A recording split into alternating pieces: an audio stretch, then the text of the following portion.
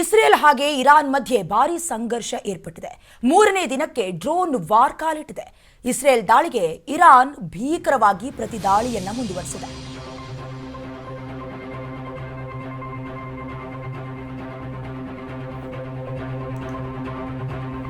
ಮೂರನೇ ದಿನಕ್ಕೆ ಕಾಲಿಟ್ಟಿದೆ ಡ್ರೋನ್ ವಾರ್.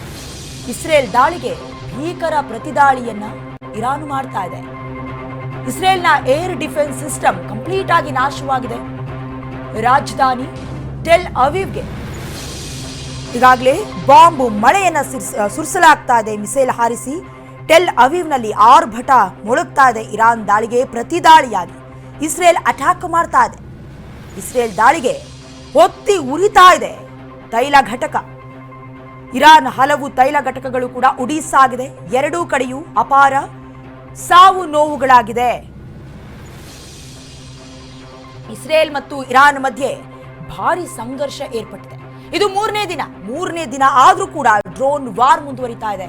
ಇಸ್ರೇಲ್ ದಾಳಿ ಮಾಡ್ತಾ ಇದ್ರೆ ಇರಾನ್ ಪ್ರತಿದಾಳಿಯನ್ನ ಇರಾನ್ ಮಾಡ್ತಾ ಇದೆ. ಇಸ್ರೇಲ್ನ ಏರ್ ಡಿಫೆನ್ಸ್ ಸಿಸ್ಟಮ್ ಏನಿದೆ ನಾಶವಾಗಿದೆ.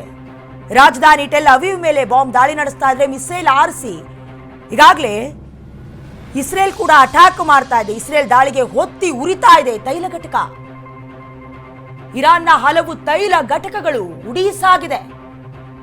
ಎರಡೂ ಕಡೆಯೂ ಕೂಡ ಅಪಾರವಾದ ಪ್ರಮಾಣದಲ್ಲಿ ಸಾವು ನೋವು ಉಂಟಾಗ್ತಾ ಇದೆ. ಇನ್ನು ಇಸ್ರೇಲ್ ಹಾಗೆ ಇರಾನ್ ಮಧ್ಯ ಭಾರಿ ಸಂಘರ್ಷ ಏರ್ಪಟ್ಟಿರೋದು ಪಶ್ಚಿಮ ಏಷ್ಯಾದಲ್ಲಿ ಮತ್ತೆ ಯುದ್ಧದ ಕಾರ್ಮೋಡ ಆವರಿಸಿಕೊಂಡಿದೆ. ನಮ್ಮನ್ನ ಕೆಣಕಿದವರನ್ನ ನಾವು ಸುಮ್ಮನೆ ಬಿಡೋದಕ್ಕೆ ಸಾಧ್ಯನೇ ಇಲ್ಲ ಅಂತ ಈಗಾಗಲೇ ಇಸ್ರೇಲ್ ಕೂಡ ಪಣ ತೊಟ್ಟಿದೆ. ರೈಸ್ ಆಫ್ ಲಯನ್ ಅನ್ನುವಂಥ ಹೆಸರಿನಲ್ಲಿ ಇರಾನ್ ಮೇಲೆ ಭೀಕರ ದಾಳಿ ಮಾಡ್ತಾ ಇದೆ. ಇದಕ್ಕೆ ಇರಾನ್ ಕೂಡ ಕೈ ಕಟ್ಟು ಕುಳಿತುಕೊಂಡಿಲ್ಲ. ಪ್ರತಿದಾಳಿಯನ್ನ ನಾವು ಕೂಡ ಮಾಡ್ತೀವಿ ಅಂತ ಡ್ರೋನ್ ದಾಳಿಯನ್ನ ನಡೆಸ್ತಾ ಇದೆ. ಒಟ್ನಲ್ಲಿ ಚಿತ್ರಣ ಹೇಗಿದೆ ಅಪ್ಪ ಅಂತ ಹೇಳಿದ್ರೆ ಇಸ್ರೇಲ್ ಆಗಿ ಇರಾನ್ನ ನಡುವೆ ಬಿಕ್ಕಟ್ಟು ತೀವ್ರವಾಗ್ತಾ ಇದೆ. ಕೇವಲ ಡ್ರೋನ್ ದಾಳಿ ಮಾಡ್ತಾ ಇದ್ದಾರೆ, ಪ್ರತಿದಾಳಿ ಮಾಡ್ತಾ ಇದ್ದಾರೆ ಅಂತಲ್ಲ, ಇದರ ಮಧ್ಯೆ ಜನರ ಸಾವು ನೋವು ಕೂಡ ಕಾರಣವಾಗ್ತಾ ಇರೋದು. ಸಾವು ನೋವಿಗೂ ಕೂಡ ಈಡಾಗ್ತಾ ಇದ್ದಾರೆ.